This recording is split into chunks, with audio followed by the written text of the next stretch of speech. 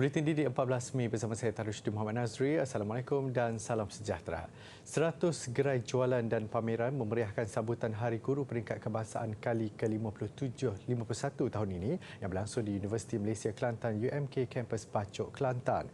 Jabatan Pendidikan Negeri selaku tuan rumah bagi sambutan kali ini, manakala Yayasan Guru Malaysia diamanahkan Festival Guru Malaysia yang bermula Khamis lalu hingga Isnin ini. Pengarah Bahagian Sumber dan Teknologi Pendidikan Kementerian Pendidikan Maznah Abu Bakar berkata, program meraikan golongan pendidik itu diadakan susulan kerajaan memaklumkan fasa peralihan endemik yang memberikan beberapa kelonggaran membabitkan aktiviti keramaian. Sehubungan itu, Jabatan Pendidikan Negeri Kelantan mengambil tanggungjawab menjadi tuan rumah sambutan dengan bertempat di UMK Kampus Pacok dengan SOP ditetapkan Majlis Keselamatan Negara MKN dan Kementerian Kesihatan KKM. Jelasnya, pelbagai bentuk pameran khususnya berkaitan dengan dunia pendidikan disertai beberapa agensi yang menampilkan pelbagai produk dan perkhidmatan terkini untuk makluman pengunjung. Festival ini dilaksanakan sebenarnya saban tahun. Namun semasa pandemik selama 2 tahun kita tak dapat melaksanakannya bersara semuka. Jadi pada tahun 2022 ini adalah pertama kalinya selepas 2 tahun kita dapat melaksanakannya secara bersemuka. Dan pada hari ini kita, kalau tuan-tuan dapat lihat di sini ada booth-booth pameran oleh 6 penaja utama untuk festival Hari Guru ini, iaitu Yayasan Guru Malaysia Berhad, Peru 2, BSN, Celcom, Sharp, dan saya berada di booth KPM yang mana kita menengahkan konsep Sekolahku Sejahtera. Katanya pihaknya juga menyediakan ruangan 100 kemah pameran membabitkan jualan makanan, barangan dan pelbagai produk pendidikan serta pertunjukan kebudayaan seperti gasing dan cabutan bertuah yang bagi membawa rakyat Kelantan untuk sama-sama memeriahkan Festival Guru Malaysia. Persiapan berjalan lancar dan kita dapat tadi program pagi tadi iaitu lipat urus, kemudian kita ada forum. Kemudian kita akan adakan aktiviti lain di kemah, dan untuk hari esok kita ada pelancaran festival ini, dan pada waktu pagi ada kayuhan sejauh 20 km bersama-sama dengan guru dan Yang Hormat Menteri Kanan Pendidikan, dan selepas itu akan banyak lagi lah aktiviti yang akan di sini. Jadi persiapan semua dah kita rancang lah. Katanya, fokus penting festival dan pameran ialah untuk mengetengahkan pendidikan digital kepada masyarakat yang boleh diterapkan di sekolah seluruh negara. Antaranya menerapkan 14 elemen Sekolahku Sejahtera menggunakan Digital Learning Space serta perkongsian maklumat daripada Apple Malaysia. So hari ini kita bersama-sama di Festival Guru Malaysia 2022, dan di sini booth Kementerian Pendidikan Malaysia dan juga Apple Professional Learning Specialist. Apa yang kita buat hari ini adalah kita mentransformasi menunjukkan macam mana guru-guru sekalian boleh mentransformasi pengajaran dan pembelajaran mereka dengan menggunakan teknologi Apple. Di sini kita tengok pelajar-pelajar sekalian menggunakan iPad untuk membuatkan movie ataupun filem 3 dimensi, dan mereka menggunakan augmented reality dan menggunakan perkara-perkara itu untuk mentransformasi dia punya pengajaran dan pembelajaran. Tinjauan mendapati semua persiapan gerai di hadapan Dewan Tuanku Chancellor UMK Kampus Pacok giat dilaksanakan. Sehubungan itu, Kementerian Pendidikan mengajak orang ramai, khususnya komuniti di Pacok, Kelantan, hadir beramai-ramai ke UMK untuk melihat sendiri pameran pendidikan yang pertama kali diadakan di Kelantan dan secara bersemuka membawa pelbagai mesej pendidikan untuk semua lapisan masyarakat. Dalam pada itu, Menteri Kanan Pendidikan Datuk Dr. Razzie Jide menyertai sesi libat urus bersama guru-guru di Pacok, Kelantan. Antara lain bagi berkongsi objektif dan matlamat di sebalik pengenalan konsep Sekolahku Sejahtera serta pengoperasian sekolah menuju peralihan fasa endemik. Sebanyak 3 sesi libat urus akan dilangsungkan dalam tempoh 3 hari ini dengan topik perbincangan berlainan. Melalui sesi ini, guru-guru diberi peluang melontarkan pandangan masing-masing ke arah memperkasa bidang pendidikan.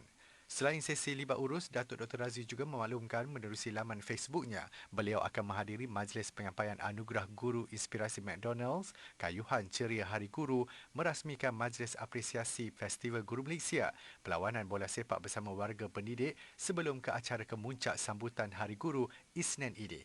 Program sebegini tambahnya diatur sebagai menghargai jasa dan pengorbanan insan mulia bergelar guru dalam membentuk generasi pewaris negara yang berkualiti tinggi. Pejabat Kesihatan Daerah akan menentukan sama ada terdapat keperluan menutup sesebuah taman asuhan kanak-kanak Taska dan taman didikan kanak-kanak Tadika susulan peningkatan kes penyakit tangan, kaki dan mulut HFMD.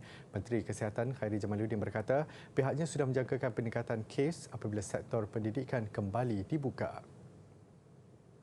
Ujarnya, sejak awal tahun ini hingga semalam, kes HFMD mencatatkan peningkatan apabila merekodkan sebanyak 28,957 kes di seluruh negara pada minggu Epid ke-19 berbanding keseluruhan tahun lalu hanya 4,239 kes. Tetapi memang dijangkakan sebab tahun lepas banyak perintah kawalan pergerakan tak boleh keluar. So sekarang ini bila dibenarkan keluar, lebih-lebih lagi dengan dibuka sektor pendidikan dan sebagainya, maka kes HFMD ini akan meningkat. Dalam laporan media sebelum ini, KKM merekodkan sebanyak 22,463 kes penyakit HFMD pada minggu Epid ke-17. Ketua Pengarah Kesihatan Tan Sri Dr. Nur Hisham Abdullah dilaporkan berkata ia membabitkan peningkatan hampir 13 kali ganda berbanding tempoh sama pada tahun 2021. Tambah Khairi lagi, hebahan mengenai titik panas HFMD akan dimaklumkan di aplikasi MySejahtera sebagai langkah berjaga-jaga. Setakat ini penularan HFMD dalam kalangan kanak-kanak bawah usia 7 tahun di Selangor kini sudah melebihi paras amaran. Ia membabitkan penularan dalam kalangan 118 kluster dengan 95% daripadanya adalah Tadika, Taska serta Pusat Jagaan Harian Kanak-kanak.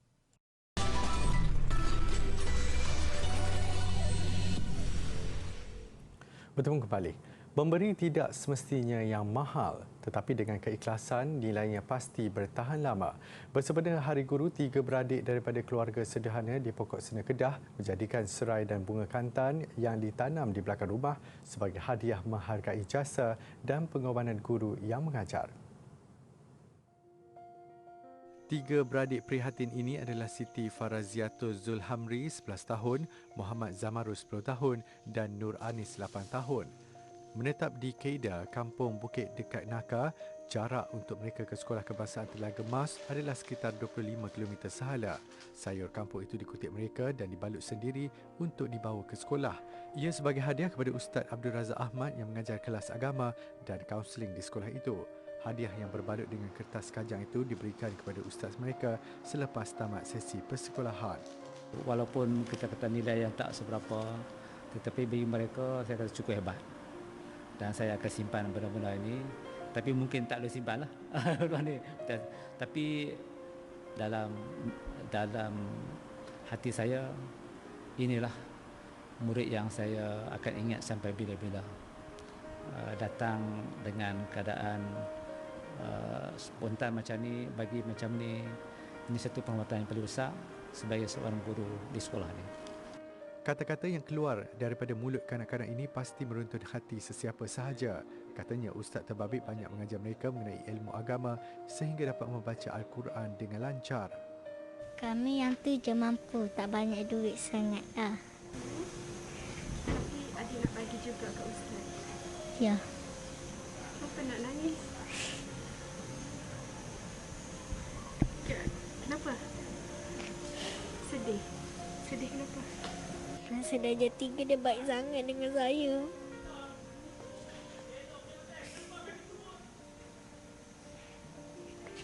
Saya sayang sangat dengan Ustaz. Sebab dia ambil berat pasal saya selalu. Bertekad mahu menjadi guru, mereka berjanji untuk belajar bersungguh-sungguh demi bergelar pendidik suatu hari nanti. Bahasa Inggeris adalah bahasa yang penting untuk memenuhi semua matlamat sama ada peribadi maupun profesional. Ia bukan sahaja suatu keperluan dalam pendidikan, malah di alam pekerjaan. Justru kepentingan penguasaan bahasa Inggeris adalah penting agar dapat melahirkan generasi masa akan datang yang mampu bersaing dalam dunia global. Segmen Kejaya minggu ini berkongsi pengalaman dan cabaran didepani tenaga pengajar bahasa Inggeris. Meminati bahasa Inggeris sejak kecil dan mempunyai pengalaman menetap di Manchester, England selama 8 tahun adalah antara perkara yang mendorong kepada kerjaya Amna Syurfa Muhammad Syukri ketika ini. Menurutnya, keputusan untuk mewujudkan kelas secara dalam talian melalui laman web pendidikan yang dipanggil My English Matters pada tahun 2016 itu adalah perkara paling tepat baginya, terutama apabila kakak dan adik-adiknya turut serta. And then from there, saya pun ajak Madam Azimah kakak saya. So dia juga one of the pengasas My English Matters. So from there, kita orang pun ajak Aisyah. Aisyah ni adik kita orang. And then daripada tu kita orang start mengajar online English. Minat tu daripada kecil lagi sebab Kak Zimah dia memang ajar English. Aisyah pun dia berkelulusan English. Dan saya memang suka menulis, saya suka baca, saya suka anything to do with English, saya memang minat lah dari dulu lagi. Bagaimanapun, kemahiran dalam bahasa antarabangsa itu juga merupakan elemen penting yang perlu ada pada setiap pengajar. Ia bukan sahaja dapat memelihara kepercayaan pelajar yang menyertai kelas itu, malah dapat memastikan ilmu yang disalurkan boleh diguna pakai dalam jangka masa panjang.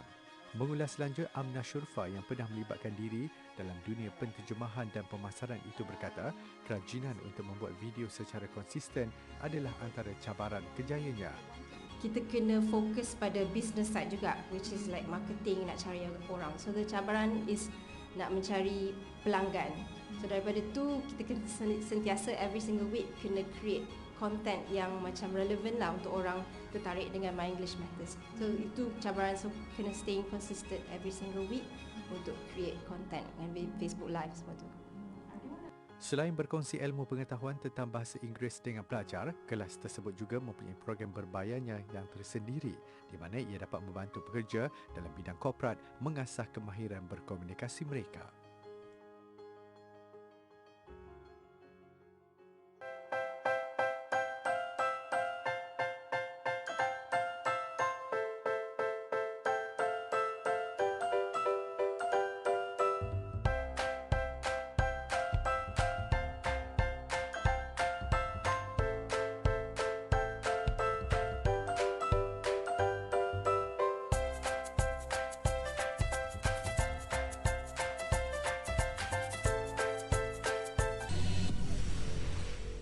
Universiti Tun Hussein On UTHM mengesahkan penemuan timun laut atau bronok di perairan Sungai Muar, Johor mirip spesies gamat di Pulau Langkawi, Kedah. Ketua Pusat Penyelidikan Pemeliharaan dan Penggunaan Mapan Sumber-Sumber Semenanjung di UTHM, Dr. Kamarul Rahim Kamarudin berkata, penemuan itu sekaligus boleh menjadi sumber pendapatan baharu bagi golongan nelayan. Menurut Dr. Kamarul, pihaknya melakukan kajian dan penyelidikan terhadap spesies timun laut atau nama saintifiknya Acaudina molpaphides selepas penemuan spesies itu di Sungai Muar baru-baru ini. Kami telah cuba mengambil usaha lanjut untuk mengesahkan pengecaman spesies ini. Dengan adanya penemuan bronok ini dan dengan adanya hidangan-hidangan ataupun jodah-jodah yang sedia ada yang sudah terkenal di Muar sebagai contoh, hidangan yang berasaskan tiram. Susulan itu, eksperimen dilakukan bersama komuniti nelayan tempatan bagi menyediakan juadah kerabu bronok sebagai hidangan terutama kepada penggemar makanan laut. Dr. Kamarul yang juga pensyarah kanan Fakulti Sains Gunaan dan Teknologi UTHM berkata, kajian saintifik mengenai kandungan protein dilakukan pusat SUNR. Tambahnya, sekiranya bronok mampu diternak dalam Sungai Muar, tidak mustahil satu hari nanti wujudnya jenama makanan laut berasaskan bronok selatan. Sebuah jambatan gantung dengan struktur binaan terpanjang di dunia kini dibuka di sebuah resort pergunungan di Republik Czech. Jambatan yang dibina untuk pejalan kaki sepanjang 721 meter itu dibina pada altitude lebih 1,100 meter daripada paras laut. Ia menghubungkan dua tebing gunung dan tergantung setinggi 95 meter di atas kawasan lembah. Dikenali sebagai Skybridge 721, ia terletak di bahagian timur laut negara itu, iaitu di kawasan pergunungan Kraliki Ziznik berdekatan sepadan Poland. Dari ibu negaranya Prague, lokasi tarikan pelancongan ini terletak 200 km ke timur. Jabatan berkenaan menawarkan pemandangan luar biasa kepada pengunjung yang berani berdepan faktor ketinggian. Sekitar 500 orang dibenarkan berada di atas jambatan ini pada satu-satu masa, namun bilangan itu dikurangkan kepada separuh untuk 2 minggu pertama menjelang pembukaannya. It is how you see it built. The bridge moves, So you have to, you think it's going something to happen. I'm wondering what happens when it's windy, but it's terrific weather. We have, we are very lucky. I think it's great. I'm really excited, and it's great. And I'm anxious. I'm trying to. I don't know what I feel when I'm standing in the middle of that bridge, looking over. I don't know. I'm really excited. I like it. Jambatan itu juga akan ditutup atas sebab keselamatan jika bacaan kelajuan angin mencecah 135 km sejam. Pembinaannya mengambil masa 2 tahun dan menelan belanja kira-kira 36.5 juta ringgit. Projek berkenaan tidak terlepas daripada menerima kritikan aktivis yang mendakwa strukturnya terlalu besar untuk persekitaran di kawasan itu.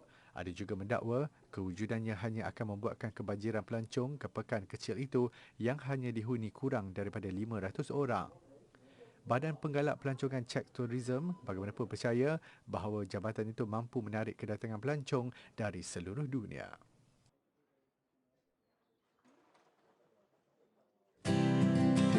Batu merupakan bahan semula jadi yang mengandungi kristal, pelbagai mineral yang terbentuk menjadi gotolan pepejal.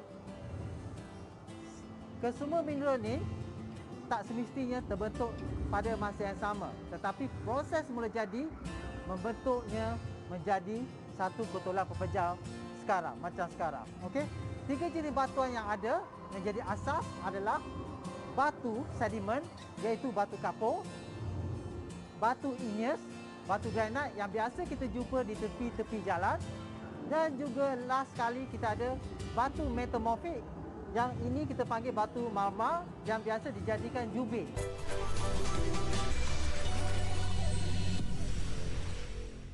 Sukan.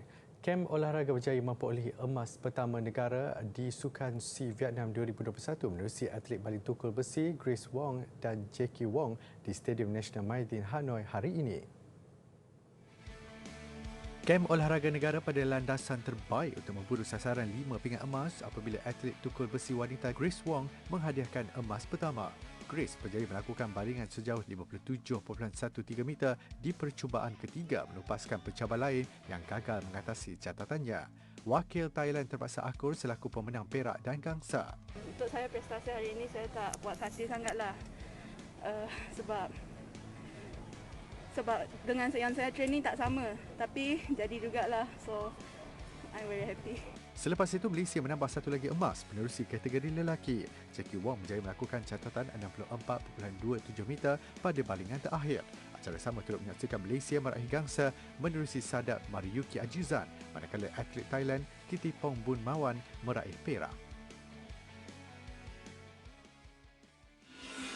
Memang a bit nervous, but I try to do I take a deep breath and inhale and exhale, try to recall back my own technique, the best throw, my best throw, and get ready with my mentally ready to perform. I wish. Thank you for all the supporters here. Saingan bola sepak tempatan, Sabah FC mara ke pusingan suku akhir Piala FA selepas menewaskan Kelantan United 2-1 dalam aksi yang diheret ke masa tambahan. Stadium Likas Kota Kinabalu menjadi venue pertembungan Sabah FC Kelantan United di pusingan kedua Piala FA. Sabah FC mendahului perlawanan apabila berjaya mencipta gol pertama pada minit ke-41 menerusi rebatan pemain import dari Jepun Taiki Kagayama. Memasuki babak kedua, pemain Kelantan United mula bermain lebih agresif sehingga akhirnya berjaya mencetak gol penyamaan minit ke-67 melalui pemain importnya Joko Jacob. Kedudukan 1-1 itu kekal hingga ke whistle penamat sekaligus memaksa permainan dilanjutkan ke masa tambahan untuk mencari pemenang. Gol Sadil Ramdhani minit ke-111 menjadi penyelamat tuan rumah yang meneruskan kemarahan dan menyekat laluan lawan ke suku akhir. India terus cipta sejarah tersendiri apabila mara ke pentas akhir badminton Piala Thomas buat kali pertama. Selepas Malaysia, giliran Denmark pula menjadi mangsa menerusi kemenangan 3-2. HS Pranoy sekali lagi menjadi wira menghadiahkan mata kemenangan kepada India. Selepas mengecewakan Malaysia di suku akhir Khamis lalu, India mendapat satu lagi gegasi iaitu Denmark di separuh akhir. perseorangan lelaki Victor Axelsen jelas berada dalam kelas tersendiri mudah mengatasi Lakshya Sen 21-13, 21-13 untuk mata pertama Denmark. Sabtu Sairaj Ranki Reddy Chirag Sethi kemudian menentang Kim Astrup Matthias Christensen dalam aksi kedua menyaksikan pertembungan sengit hingga ke rubber set. Permainan berkesudahan 21-18, 21-23, 22-20 memihak India untuk mengikat kedudukan satu sama. Sekali lagi perlawanan cukup mendebarkan disajikan wakil ketiga kedua-dua pasukan Srikanth Kidambi dan Anders Antonsen. Giliran India mendahului 2-1 selepas Kidambi menang 21-18, 12-21, 21-15. Bergu kedua di pertarungan keempat menemukan Anders Skarramusen, Frederick Shogat dan Krishna Prasad Garaga, Vishnu Bardhan Gaupanjala. Denmark kembali menghidupkan peluang menerusi kemenangan 21-14, 21-13. Seterusnya, mata penting dan pemisah ditentukan oleh HS Pranoy yang berdepan Ramus Jemke. Keputusan 13-21, 21-9 dan 21-12 yang memihak India menjulang Pranoy sebagai wira membawa pasukannya tampil buat kali pertama di perlawanan akhir Piala Thomas untuk menentang juara bertahan Indonesia.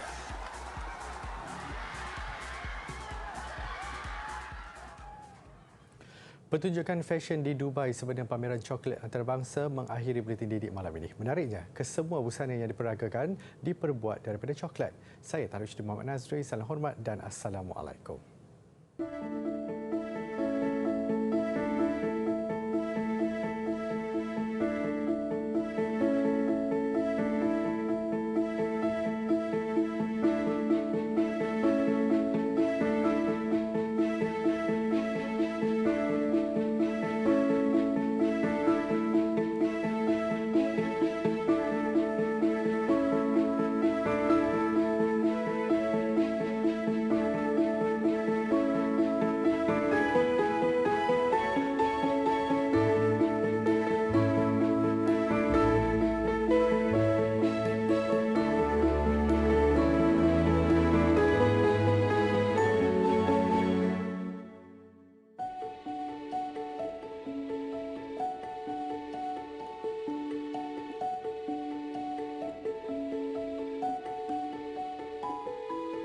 Thank you.